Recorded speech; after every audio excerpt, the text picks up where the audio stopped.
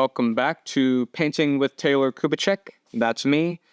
And today we are in the shop, not the art studio, because if you noticed from my first video when we did this painting of the phone booth with the cat, that this painting is not rectangular. It does not have square edges. It has rounded edges. Why? Because I felt like it. I was getting tired of the old angles and I wanted to do something more rounded. It's just something, as artists, we like to experiment, and this is what I wanted to do. So that left us with a little problem. The frame. I make all my own frames. I make floating frames. They're minimal, and I just like the look of them, and I have a bit of a woodworking background, so it's not too hard for me. Now, if you have no woodworking experience, this takes very few tools. You'll need to have some sort of table saw, some clamps, maybe a saw, some glue. That's about it. Because there are a few ways to go about this, but the method that I've chosen is a laminated bent wood frame. I'm going to give it a shot. So let's head outside and start up the saw.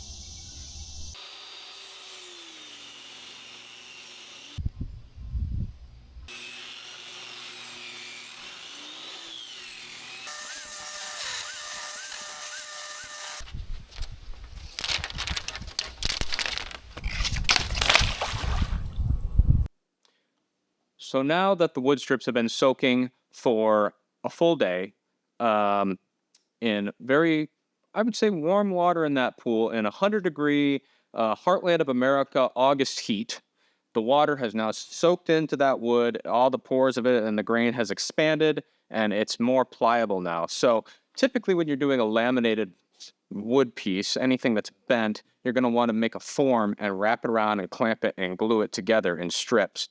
So I'm going to do this a little differently. I'm not going to build a form because why waste time and material when I have a form? Wait, am I talking about my oil painting? Yes, I am. Yes, I am. Because the back of it is hardwood and tempered hardboard. Now, you're saying to yourself probably, you maniac, why would you put wet wood and glue all around the edges of your finished oil painting? Well, the oil painting is dried, and the solution I've come up with, which I like to say, necessity is the mother of invention. So what I'm going to do is I'm going to put plastic all around this thing, front and back. It's going to be taped and secured. It's going to be very secure. When I have a nice soft blanket down, it's going to go face down on that, and nothing can happen to it. I actually may put some foam or soft pieces of foam underneath it to raise it up off the edge of the table. Let me adjust the camera angle, and I'll show you what I'm about to do. So, we're basically going to take a nice, big, thick-milled plastic bag. Brand new bag, not a used bag. And we're going to put our painting in there. That will protect it from any damage as long as we have a nice, smooth, soft surface to lay it face down on. Okay, now what we're going to do is we're going to elevate the painting with a piece of foam underneath it. So now it's actually up about an inch off the surface. At this point, all we have to do is start wrapping it. But before that, we have to consider a shadow gap, because all floating frames have a gap between the frame and the painting panel. So to do that, rather than wrap the entire painting tight with the new frame, I found the perfect distance, just one paint stick. You can get these paint sticks free at your local paint center. So as we wrap, we will be able to put these all around the flat surfaces. And if we get pretty close to the rounded portion as we go, we can go right to the edge like this. And the laminated wood will actually wrap around in a perfect arc and we'll still have plenty of space to clamp it, and it'll still be tight and fit just right. So if you have a smaller painting and you don't have access to a larger body of water, you can always build a steam box. That's actually the right way to do this, but basket makers, they use thin strips of wood as well, and a lot of times they will just soak those in a bathtub. So if you have a smaller painting and you have some smaller strips of wood, you could always consider using a bathtub as well. So I'm going to start out on this long edge. I've cut some of my paint strips just to use as just sort of blocks that will disperse my clamp weight evenly across the wood, so it's flush with the edge. See, oops, almost forgot my stick, right? When I was mentioning, put that stick in there, and you're going to want to make sure to keep the bottom edge flush with the face of the painting. We're going to trim this off afterwards, but for now, we need to make sure that it's as flush as possible, because we'll run it through the table saw later. So I'm using these quick clamps at first here, but this is not what I'm going to be using the rest of the way. I'm actually going to be using some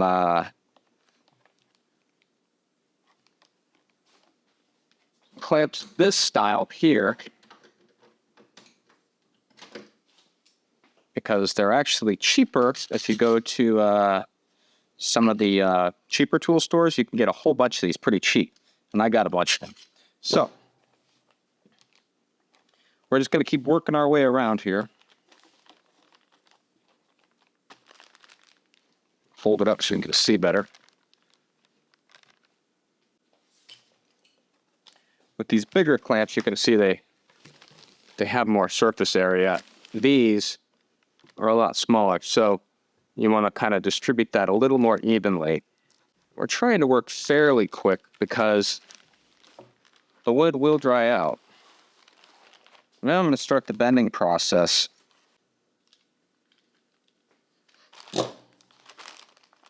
And if all things go to plan, I should be able to clamp it on the flat end and not the round end.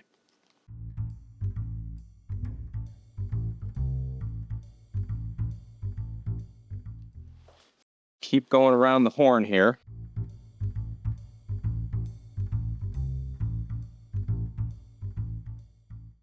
Whole apparatus goes this way.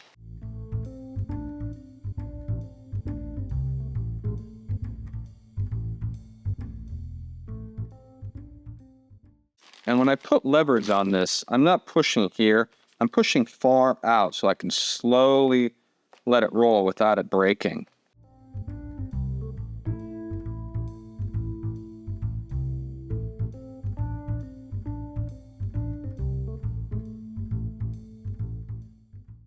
And when I clamp it, I'm going to clamp closer, as close to this rounded edge as possible to maintain that radius.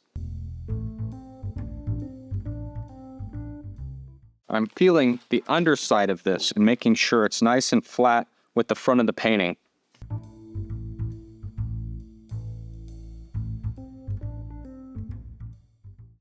I believe that everyone should try and build things for themselves. Yes, I think it is very important. It's our nature.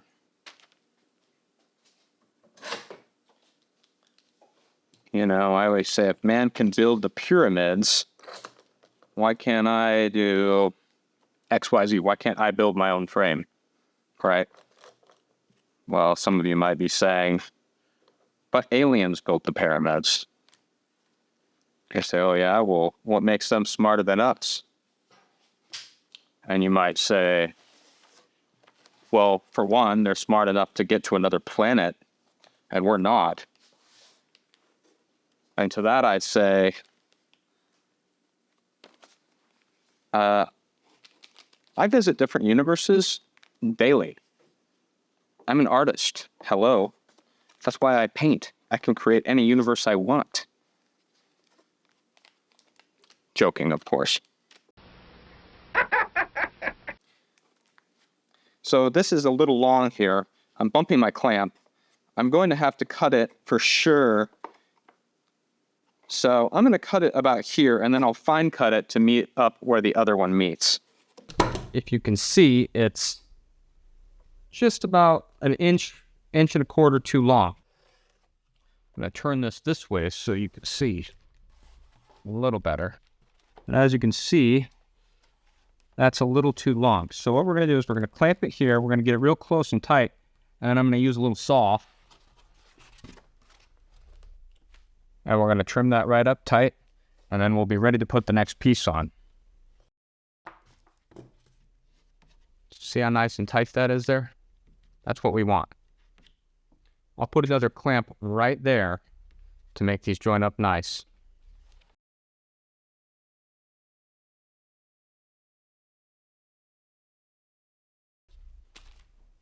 Now, all we have to do is retrieve our next piece of pliable wood, and we're going to go back around, removing one clamp or two clamps at a time, and glue it.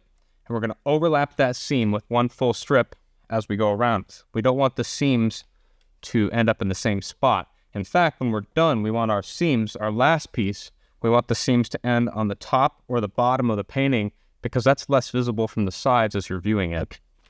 By the way, this is poplar. It's a preferable paint grade wood. This is going to be a painted frame after I'm done finishing it. I do paint them. If you could do this with other varieties of wood. If you wanted to stain it, you can even, some people like to look at poplar. I don't mind it myself, but I plan on painting it. So now that that's been sitting up, I've retrieved the next piece of wood. If you remember, we started on an edge with the last one. This one, we're going to start on the top. So, what I'll do is I will unclamp probably this one here and begin gluing. I'm going to apply the glue with a brush.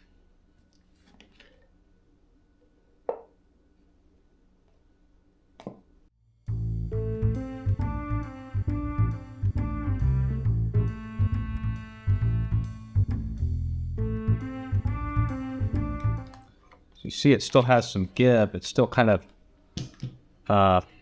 wanting to bow out. Well, once we laminate it, once we wrap it with our first piece, that will start to subside, actually. Really need to make sure I have plenty of glue on there. And when the wood is still wet, which this first one is actually fairly... starting to dry out, which is no big deal because this one's wet. The glue will bond better. It'll kind of soak into the grain of the wood a lot better. You want to be pretty liberal with your glue. A glue joint is actually stronger than the wood itself.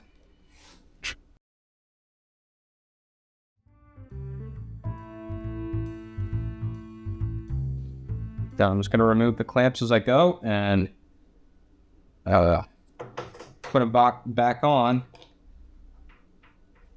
as I apply the glue and wrap the wood. And essentially this is just making your own plywood, but in a shape.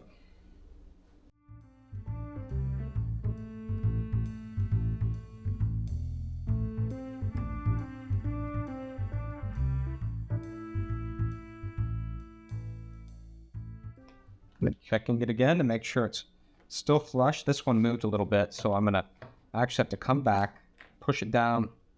And the reason I'm doing that is because it ensures that I'm having as close to a level surface with that finished edge as possible.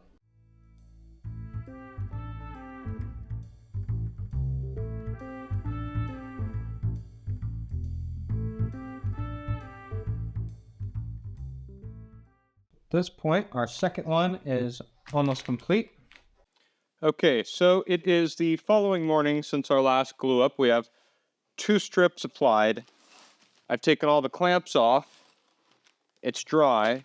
And I've decided to only go 3 strips on this. I want to keep it fairly minimal. So I have plenty of extra strips if I ever want to do this again. So we are ready with our next strip and final strip. Now, the last one, as you recall, I ended, the joint is on the top or the bottom, depending on which way this is oriented.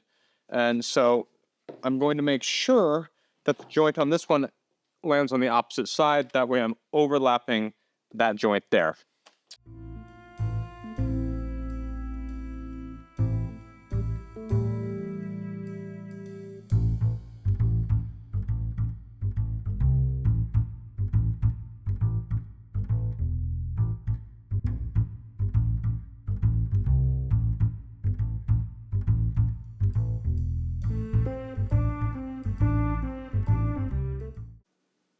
Okay, we have completed our clamp and glue up, and now we're going to wait overnight for this to dry. By then, the glue should be dry and the wood should be dry enough, and we will go ahead and run it through the table saw next. Okay, it is day 4 of this project, and it's our final day. If you've been following along so far, the first day we cut and soaked the wood strips. The second day, we applied the first 2 strips.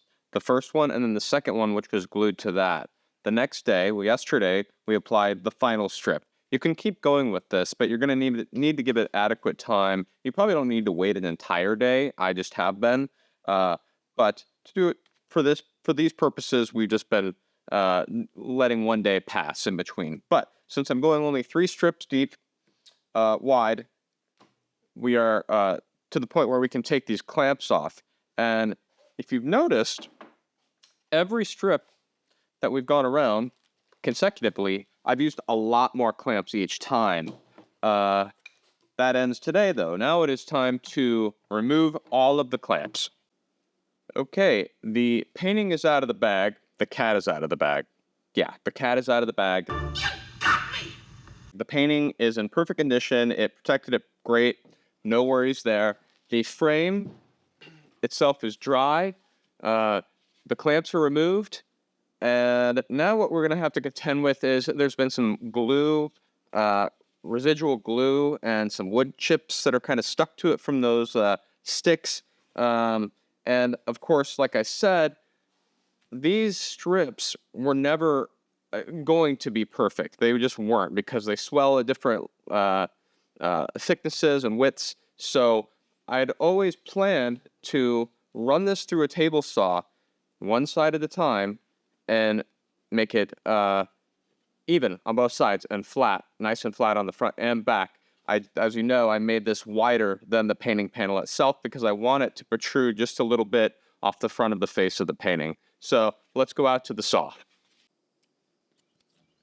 So as you can see, this painting panel, the painting itself, is 1 3/16 inches wide, deep. So I have to make sure that I don't cut the frame any less than that, so it's protruding slightly over the face of the painting. So the frame has ended up being 1.5 inches, which varies depending on what part around the frame we go, based on the strips moving a little bit or being wider than one another. So that means that gives us a difference of 5/16 to remove. Maximum. We can only remove 5/16. So I'd like to remove less than that, so we're clearing the face of the painting just a little bit.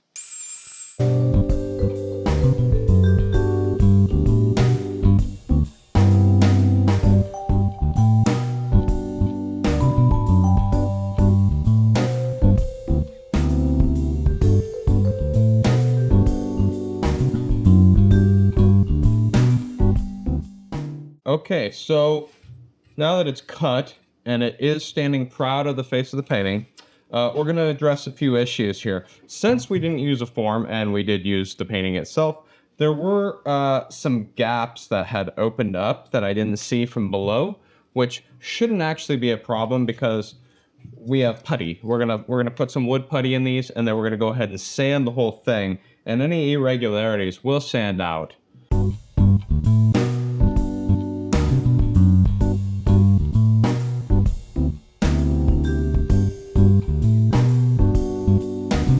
So we're going to use 2 different grits of sandpaper today.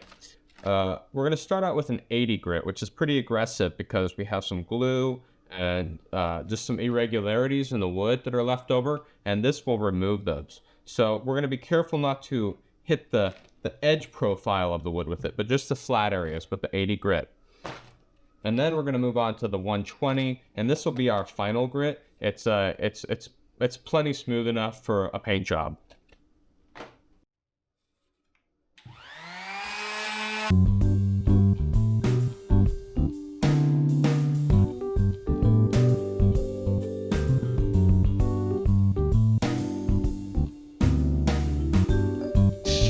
All right, we have crossed the Rubicon. Our frame has been puttied, sanded with 80 grit, and then 120 grit, and we are ready for paint. For something like this, we can get away with using a nice rattle can, high-performance enamel. This stuff dries super fast, 15 minutes. It does good. You can opt to prime it first if you like, but honestly, I find the results to be so marginal. I think this does a good enough job. It looks really great, especially if you apply more than one coat. 2 or 3 coats, you're good to go. I like to elevate the piece up off the surface with some scrap wood. And if you've noticed, they're only on the inside edge. That way the paint that runs down the side as I'm spraying, if it does run, it won't catch on those, and it won't leave any dead spots on the edge of the outside of the frame. So we are going to paint the inside and the outside. The back edge isn't too critical. As always, when you're painting using aerosols, wear a respirator.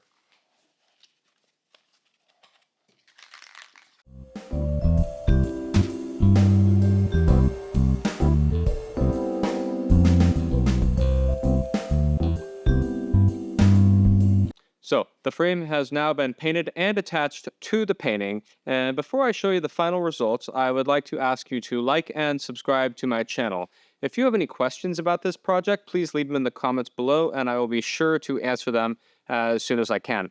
So without further ado, here you have it. The bent wood floating frame has been attached to the painting panel. So if this is how you make your paintings, your panels, or if you use canvas, you can still apply this framing technique to that. Now, are there more professional ways to do it? Absolutely, 100%. But if you're just like me and you want to make it work with what you have, I suggest trying this. It worked out well. Now, a lot of floating frames will have a back to them that then attaches to your painting panel. I don't do it that way, though. I actually, since mine is hardwood, I go ahead and pre-drill it, and I will find appropriate length screws, and I will actually screw it right through to the frame, and you really don't see that shadow gap. Once it's on the wall, it's all shadow. You can't see these screws. You can't, and you can't see the wall behind it either. So to me, it just makes sense. And that's it for today. Thanks for joining me. Have a good one. God bless.